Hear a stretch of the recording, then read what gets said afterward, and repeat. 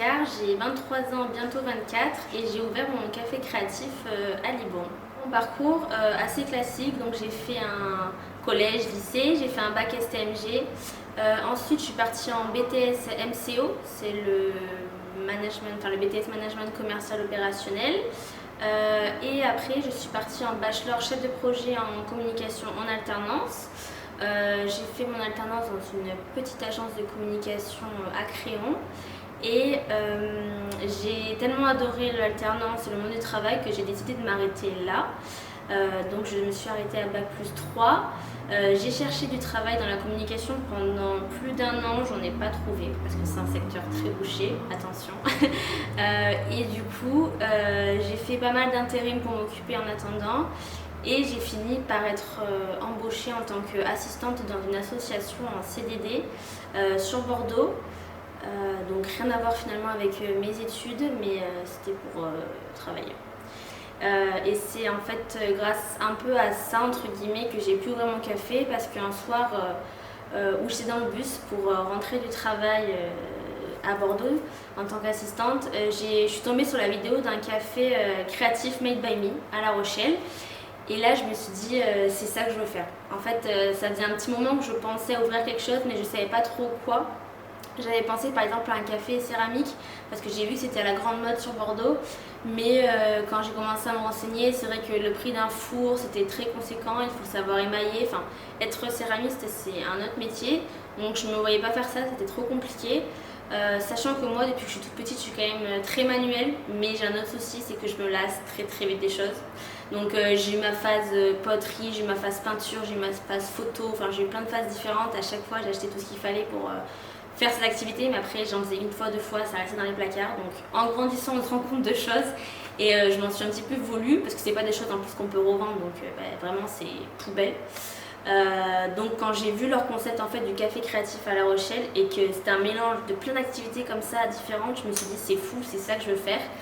Donc je leur ai écrit, tout simplement, des fois il faut oser, donc je leur ai écrit sur Instagram, je leur ai dit que c'était génial leur concept, je les ai félicités et je leur ai dit mais comment on fait s'il vous plaît, expliquez-moi pour ouvrir un café créatif. En fait on a d'abord échangé par mail, on s'est appelé et ils m'ont proposé de venir à La Rochelle voir le café.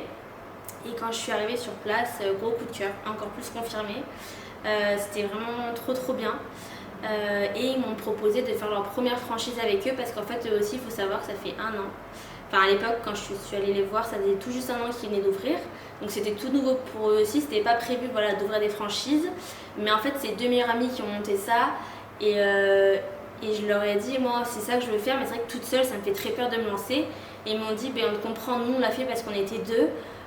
Je sais pas si l'un comme l'autre tout seul l'aurait fait donc ils m'ont dit on veut t'aider.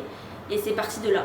Donc vraiment, des fois, c'est des signes de la vie qui font que voilà, une belle opportunité s'est présentée à moi. Donc forcément, j'ai réfléchi quand même parce qu'ouvrir quelque chose, ça fait très peur. Mais comme le CDD où j'étais, ça me plaisait pas forcément. Et puis surtout, il y avait une date de fin, hein, c'est un CDD, donc voilà. J'avais pas envie de recommencer à chercher du travail, donc je me suis dit, c'est le moment. C'est le moment, il faut se lancer. Donc c'est de là d'où part l'histoire du café créatif Made by Me à Libourne. Du coup, qu'est-ce qu'on fait dans un café créatif? Donc il y a la partie café, vous pouvez venir boire du chaud, du froid et manger des pâtisseries fait maison.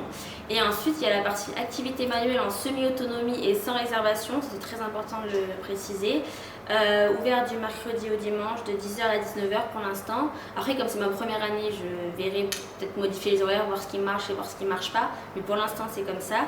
Et donc vous pouvez faire de la peinture sur toile, peinture sur textile, création de bijoux, soit en perles, soit avec des charmes. J'en ai partout. Résine minérale, diamond painting. Et voilà, c'est déjà pas mal pour l'instant. Après les activités vont venir à changer aussi, c'est le but. Et surtout cette année, vous pouvez venir faire les activités avec le Calipass parce que je fais partie du Calipass, donc je suis très contente. Voilà. Donc moi, si j'avais des petits conseils à vous donner, c'est vrai que c'est très facile. Enfin, on entend souvent, il faut croire en ses rêves, tout ça. Alors oui, c'est vrai. Moi, j'ai eu l'opportunité de pouvoir faire ça parce que oui, j'ai cru en mes rêves, mais je me suis aussi donné la chance de pouvoir croire en mes rêves, c'est-à-dire que la banque m'a dit oui parce que j'avais forcément un peu d'argent de côté. Et cet argent de côté, je l'ai eu parce que pendant 4 ans, j'ai fait l'intérim. Depuis mes 16 ans, j'ai eu des jobs d'été. Dès que je pouvais travailler le week-end, je travaillais le week-end. Donc forcément ça a aussi plaidé dans ma cause et ça m'a aussi aidé à ouvrir mon café. Après je dis pas que c'est que pour ça, mais forcément ça rassure les banques. Donc si vous voulez entreprendre et ouvrir quelque chose, c'est possible, il faut juste tout faire pour, tout simplement.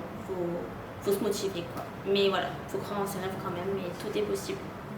Quand on a une idée, il faut aller jusqu'au bout. Et des fois il y a des petits signes de la vie comme ça qu'il faut saisir. Là vraiment c'est une vidéo Instagram donc c'est quand même fou quoi, quand on y repense.